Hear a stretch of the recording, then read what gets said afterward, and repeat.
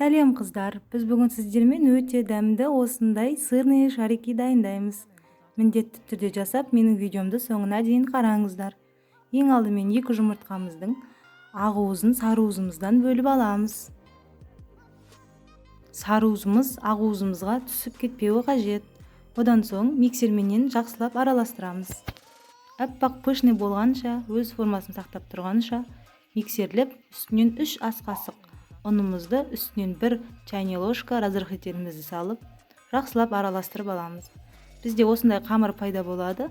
Оның үстінен 250 грамм сырымызды теркадан өткіземіз. Одан соң барлығын жақсылап араластырып аламыз.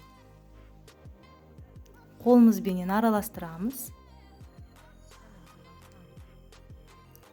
Бізде осындай масса шығу қажет. Енді біз қолымызға алып, домалақ етіп орап, панировочный сухарикімізға айналдырып аламыз.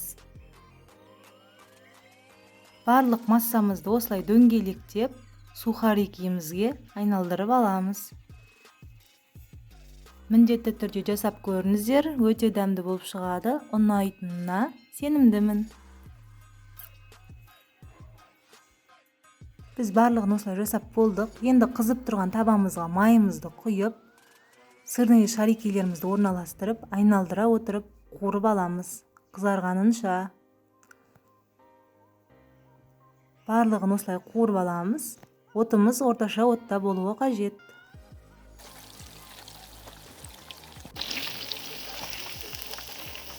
Осымен біздің өте дәмді сырный шарикиіміз дайын. Сіздер де менімен бірге жасап көріңіздер.